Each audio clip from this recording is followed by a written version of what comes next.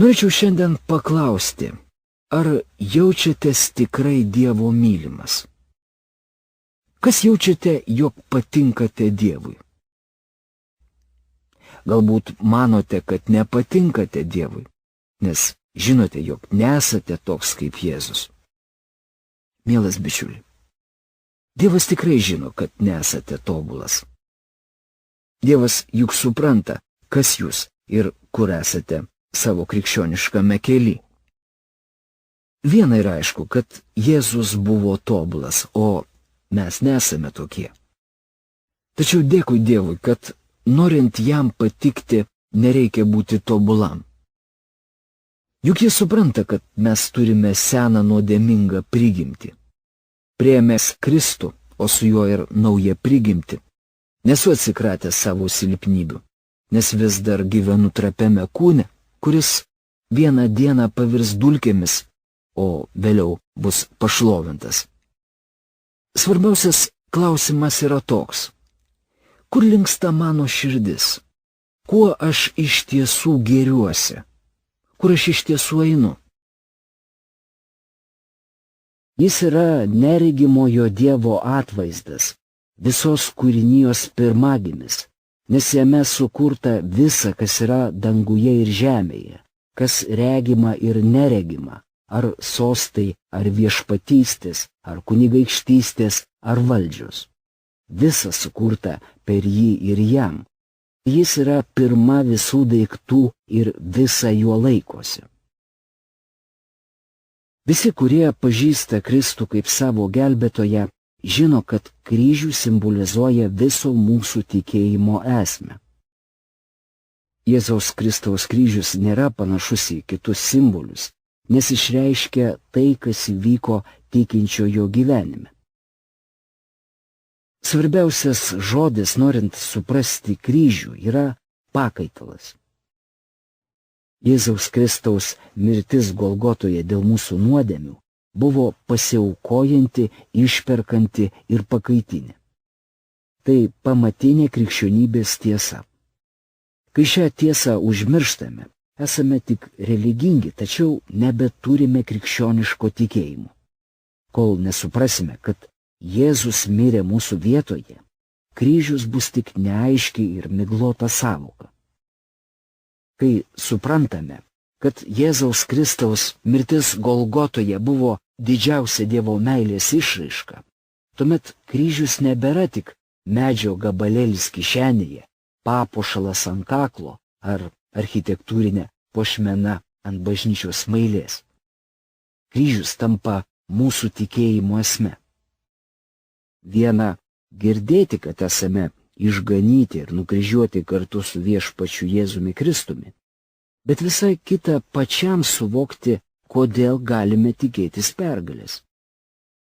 Ar pergalė, apie kurią kalbame, yra tik dar viena nauja teologinė sąvoka, ar ji pakeis mūsų kasdienį gyvenimą? Nukryžiuotas Jėzus Kristus nemirė kaip auka, jis buvo nugalėtojas.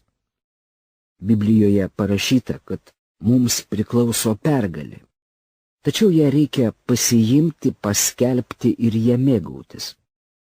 Jėzaus gyvenimo šioje žemėje dienomis mirties bausme nukryžiuojant nuteisdavo daug žmonių. Tačiau jo mirtis ant kryžiaus buvo savanoriška ir paveikė visą pasaulį.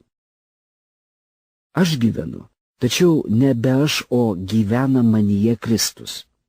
Dabar gyvendamas kūne, gyvenu tikėjimu į Dievo Sūnų, kuris pamilo mane ir paaukojo save už mane. Tad ar Jėzaus Kristaus mirtį realybę paverčia mūsų tikėjimas? Jo mirtis ant kryžiaus yra istorinis faktas, kuris visiškai nepriklauso nuo mūsų tikėjimo.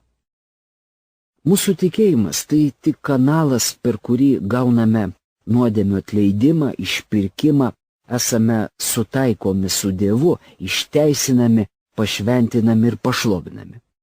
Viskas buvo įgyta ant kryžiaus. Paulius rašo, kad kai buvo nukryžiuotas Jėzus, buvome nukryžiuoti ir mes, ir nesvarbu, ar jūs tuo tikite ar ne. Dar prieš mums patikint Jėzumi, mūsų nukryžiavimas Dievo akyse buvo ant kryžiaus įvykęs faktas. Mes esame išgelbėti tikėjimu. Taigi mūsų tikėjimas niekaip nesusijęs su Dievo atliktų darbų. Tikėdami tik pasinaudojame jo aukos teikiamomis palaimomis. Labai svarbu suprasti ir laikytis požiūrio, kad velnias yra nugalėtas priešas ne dėl mūsų stiprybės nepasiduoti pagundai, bet dėl to, kad jį nugalėjo Jėzus Kristus. Tik miręs ant kryžiaus ir prisikėlęs jis galėjo išlaisvinti belaisvius ir sugriauti velnio darbus. Šventajame rašte parašyta, kad mes išgelbėti Dievo malonę. Apaštalas Paulius laiško Galatams 2 skyriaus 20 eilutėje pabrėžia: Aš gyvenu, tačiau nebe aš, o gyvena manyje Kristus.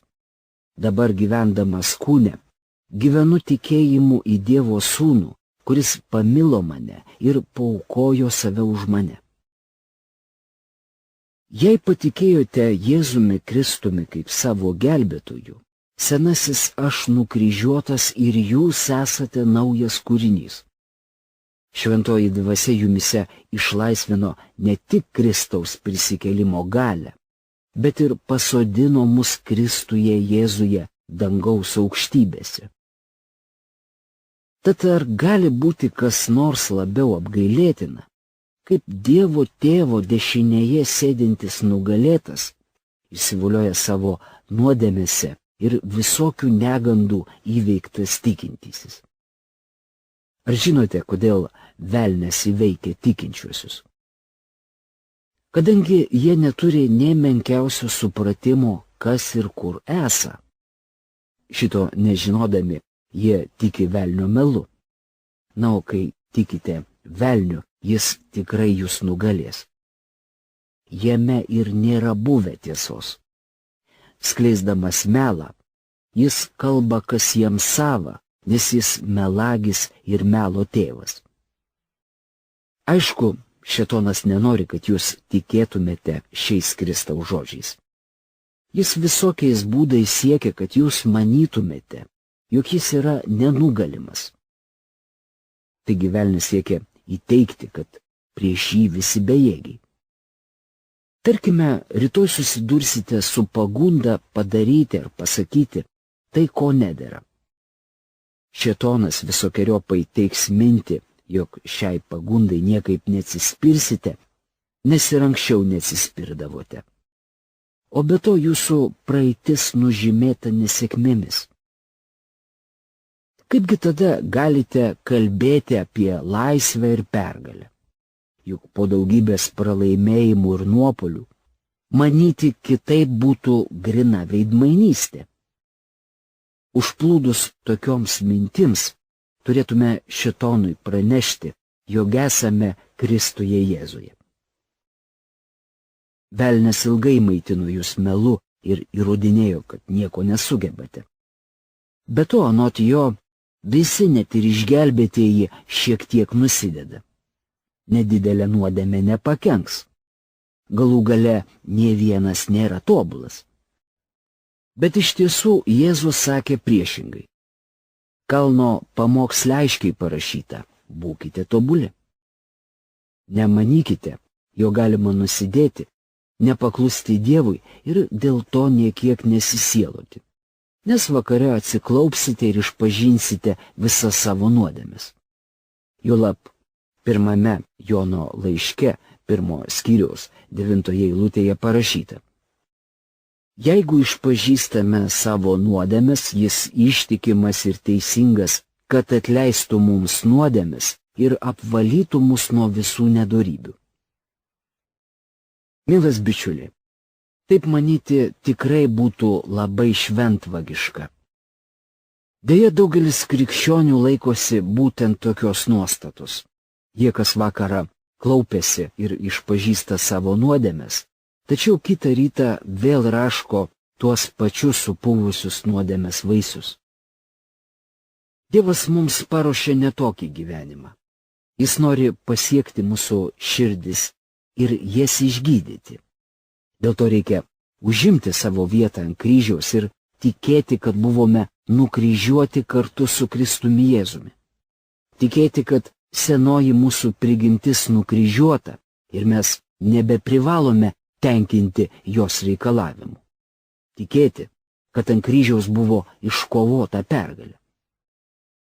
Mielas bičiuli, kol nesuprasite, kad šėtonas pralaimėjo ir iš tiesų yra nugalėtas, jūs ir toliau gyvensite nuodėmėse ir nuolat patirsite vieną pralaimėjimą po kito. Dabar nekalbame apie tobulumą ir apie tai, kad daugiau nenusidėsime. Kalbame apie potyrį ir tikėjimą Dievo žodžiu. Laiške Romiečiams 8 skyriaus 37 ir 38 eilutėse apaštalas Paulius rašo: tačiau visą mes lengvai nugalime per tą, kuris mus pamilo. Aš juk esu tikras, kad nei mirtis, nei gyvenimas, nei angelai, nei kunigaikštystės, nei dabartis, nei ateitis, nei galybės, nei aukštumos, nei gelmės, nei jokie kiti kūriniai negalės mūsų atskirti nuo Dievo meilės, kuri yra mūsų viešpatyje Kristuje Jėzuje. Šlovė Dievui, šito paneigti negalima. Argi šie apaštalo Pauliaus žodžiai skelbia pralaimėjimą? Leiskite savo gyvenime viešpatauti Jėzui Kristui ir neteisinkite nuodėmės. Prikeldamas Jėzų Kristų, Dievas paskelbė pasauliui, kad mirties galia palaužta ir atimtas jos gelonis. Kristus Jėzus buvo nukryžiuotas kaip pakaitinė auka už nuodėmes.